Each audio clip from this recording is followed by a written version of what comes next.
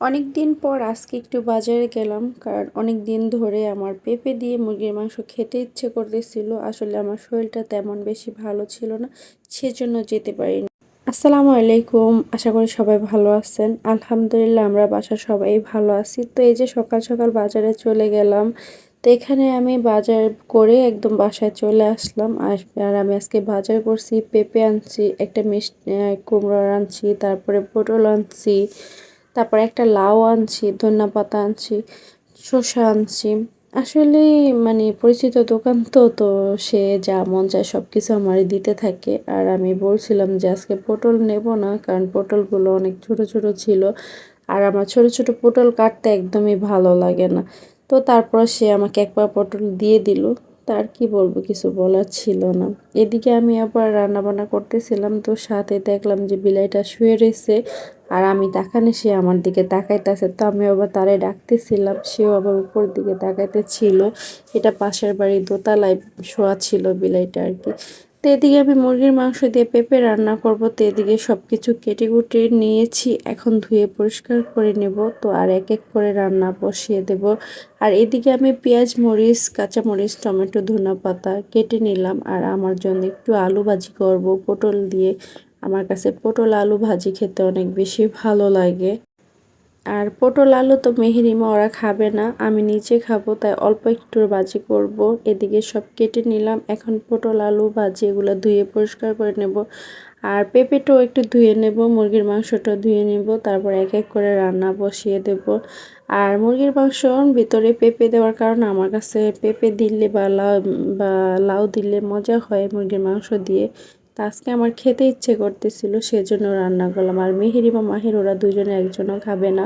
তো এদিকে আমি মুরগির মাংসটা রান্না করার জন্য এখানে মশলা ভালো মতো কষিয়ে নিয়েছি। এখানে আমি হলুদ, মরিচ, আদা, রসুন, পেঁয়াজ, লবণ, তারপর দারচিনি, এলাচি যা যা লাগে সব কিছু দিয়ে ভালো মতো কষিয়ে নিয়েছি। এখন আমি পেঁপেটার মুরগির মাংসটা দিয়ে দিলাম।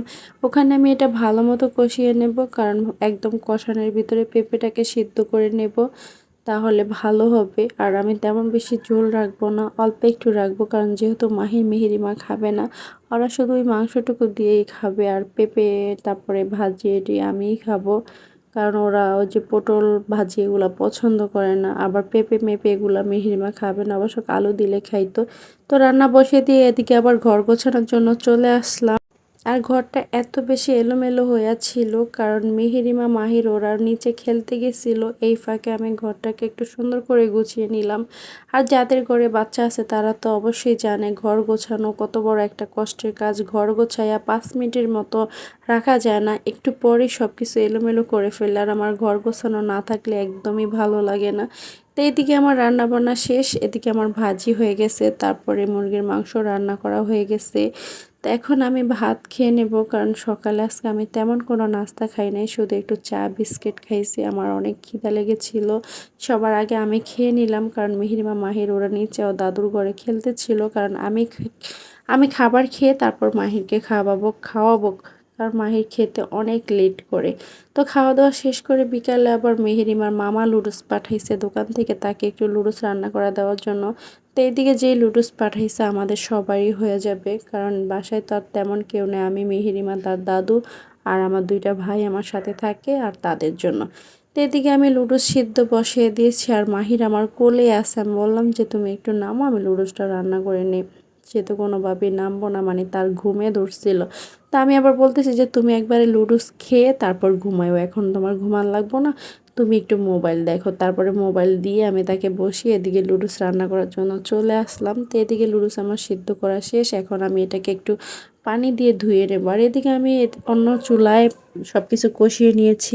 আর আমি লুডুস কষানোর সময় আমি সব ধরনের মশলাই ব্যবহার করি, তাহলে আমার মনে হয় লুডুসটা খেতে অনেক বেশি মজা হয়। একটু আদা, রসুন, হলুদ, মরিচ, লবণ, তারপর কাঁচামরিচ, টমেটো, ডিম এগুলো সব কিছু একসাথে ভালো করে মিক্স করে ভাজা ভাজা করে নিয়েছি। তারপর লুডুসটা দিয়ে দিছি, আর সাথে ধনিয়া পাতা আর ম্যাজিক মশলা দিয়ে দিছি। দেখো আমার লুডুসটা খেতে অনেক বেশি মজা হয়েছিল, আর আমার বাসার সবাই অনেক বেশি পছন্দ করছে। তো এই তো আমাদের সন্ধ্যার নাস্তা, আজকে সন্ধ্যায় লুডুস ছিল, তো সবাই মিলে একসাথে খেলাম। লুডুসটা অনেক বেশি মজা হয়েছিল, আবার কালারটাও খুবই সুন্দর আসছে। তো সবাই ভালো থাকবেন, সুস্থ থাকবেন, আল্লাহ হাফেজ, আসসালামু আলাইকুম।